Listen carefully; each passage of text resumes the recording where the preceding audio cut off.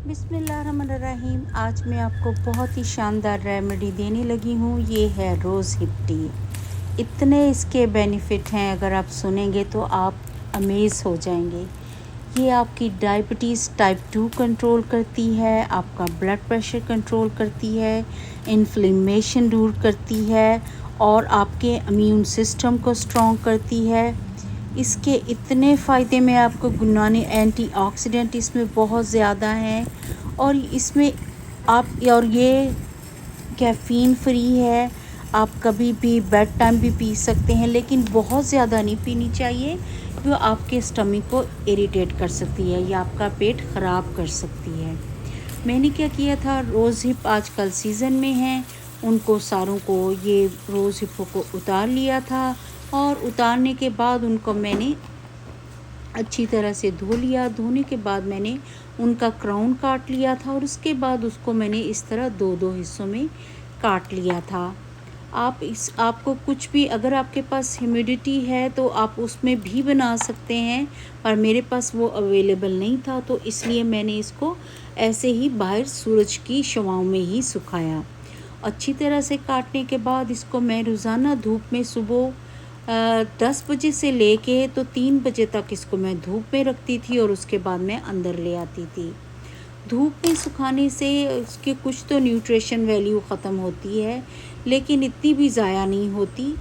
अगर आप इसके ऊपर कपड़ा भी ऊपर रखें अच्छी तरह से और फिर उसके बाद टिश्यू पेपर अच्छी तरह से रखें और फिर उसको सुखाएं और थोड़े से साया में रखें, जहाँ सूरज की छाएं तो जाती हों लेकिन डायरेक्ट सन ना हो। इससे आपके इसके बहुत से विटामिन और मिनरल्स ज़ाया नहीं होते। इसको मैंने 10 दिनों के लिए धूप में रखती थी और शाम को मैं घर के अंदर ले आती थी। इसी तरह ये 10-15 दिनों में ये सूख गए थे अच्छी तरह था। और उसके बाद मैंने क्या किया था, इसको ग्राइंडर में डाला था। ग्राइंडर में डालने के बाद इसकी मैंने चाय बनाई थी और उसको अच्छी तरह से चाय बनाने के लिए पाउडर बनाया था। अच्छी तरह से आपने पीस लेना है। आपका दिल चाहता है तो आप इसका पाउडर भी बना सकते हैं। मैंने थोड़ा सा दरदरा पीसा था क्योंकि मुझे उसको अच्छा लगता है और उसके पूरे न्यूट्रिशन वैल्यू आपको इस तरह भी मिल जाते हैं। अगर आप पाउडर करनी है, मैं आपको बताऊं, आपको उसको बार बार छानना पड़ेगा और फिर उसके बाकी हिस्सों को दोबारा पीसना पड़ेगा। वो थोड़ा और लंबा प्रोसेस हो जाता है, तो इसलिए मैंने बस थोड़ा इस तरह का पीसने के बाद इसको साफ़, क्लीन और स्टरलाइज बॉटल में मैंने इसको सेव कर लिया था। उसको मैंने स्टरलाइज़ किया था, 200 डिग्री मैंने टेम्परेचर किया अपने ओवन का और उसमें मैंने 20 मिनट के लिए अपनी बॉटल्स को रखा था। वो स्टरलाइज़ हो गई थी। धोने और सुखाने के बाद उनको मैंने ओवन में रखा था। उसके बाद मैंने पूरी इसको इसमें बॉटल में भर लिया था।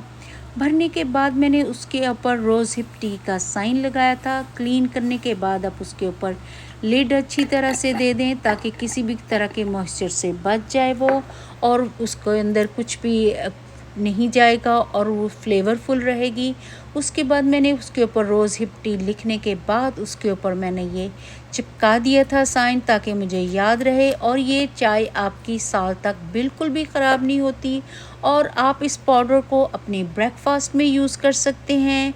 और ज़्यादा एनर्जी लेने के लिए आप अपनी स्मूदी में डाल सकते हैं। और ये रेसिपी अगर आपको अच्छी लगी है तो प्लीज़ सब्सक्राइब कीजिएगा और अपनी दुआओं में याद रखिएगा। मिलते हैं किसी और रेमेडी के साथ। अल्लाह हाफ़िज़ गाइस।